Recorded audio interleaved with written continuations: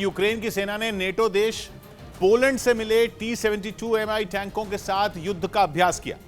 जंग की शुरुआत से ही पोलैंड यूक्रेन के साथ खड़ा है। रूस के सैन्य अभियान को रोकने के लिए उसे हर तरह की मदद भी दे रहा है। और इसी बात से पुतिन का गुस्सा 7वें आसमान पर है।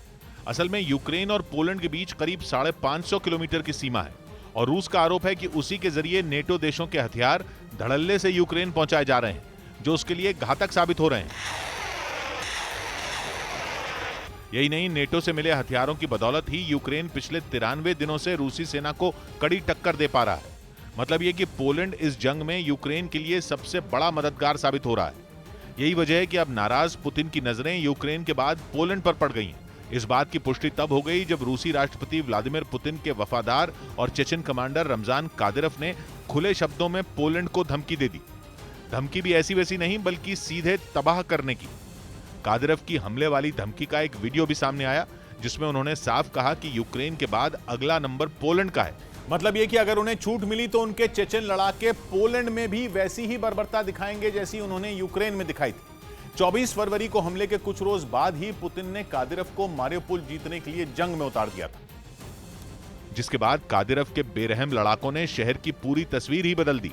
यूक्रेन की सेना से शहर को छीनने के चक्कर में कादिरोव के लड़ाकों ने वहां जमकर खून खराबा किया था। कई दिनों तक शहर पर बमों और मिसाइलों की बारिश की गई, जिसमें पूरा शहर बर्बाद हो गया। और अब वही कादिरोव पोलैंड को बर्बाद करने की धमकी दे रहे हैं। उनका जो वीडियो सोशल मीडिया पर वायरल हुआ, उसमें वो ये कहते नजर आए कि यूक्रेन का मुद्दा अब खत्म हो चुका है और अब उनकी दिलचस्पी पोलैंड में है। उन्होंने ये दावा किया कि अगर पुतिन उन्हें आदेश दें तो वो महज 6 सेकंड में पोलैंड को घुटनों पर ला सकते हैं। कादिरोव ने साफ कहा कि पोलैंड के लिए बेहतर होगा कि वो अपने हथियार और भाड़े के सैनिकों को वापस ले ले। और माना जा रहा है कि पोलैंड अगर जल्द यह कदम नहीं उठाता है तो रूस का अगला टारगेट वही होगा। लेकिन पुतिन के वफादार कादिरोव की इन धमकियों का पोलैंड पर कोई असर होता नहीं दिख रहा। और ना ही नेटो का सदस्य पोलैंड यूक्रेन की मदद से पीछे हटने को तैयार है। और इसे दिखाने के लिए उसने यूक्रेन की सेना के लिए T-72M1 टैंकों की बड़ी खेप भेज दी, जिनके साथ जेलेंस्की के सैनिकों ने युद्ध का अभ्यास भी किया। इसका एक वीडियो भी सामने आया, जिसमें यूक्रेन के सैनिक एक सुनसान इलाके में पोलैंड से मिले एक टैंक में गोले भरते दिखाई दिए। इसके बाद उस टैंक को वहां से दूर ले जाया गया और फिर टारगेट पर निशाना साधकर गोला दाग दिया गया।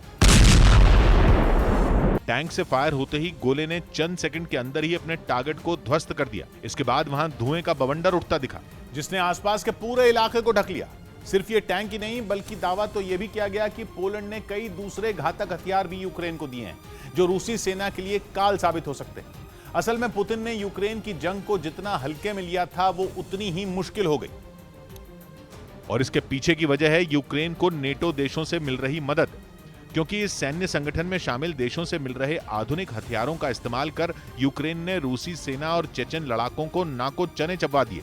यानी जिस यूक्रेन को वो हल्के में ले रहे थे, वो मदद मिलने के बाद इतना ताकतवर हो गया कि उसने पुतिन और कादिरोव की नाक में दम कर दिया।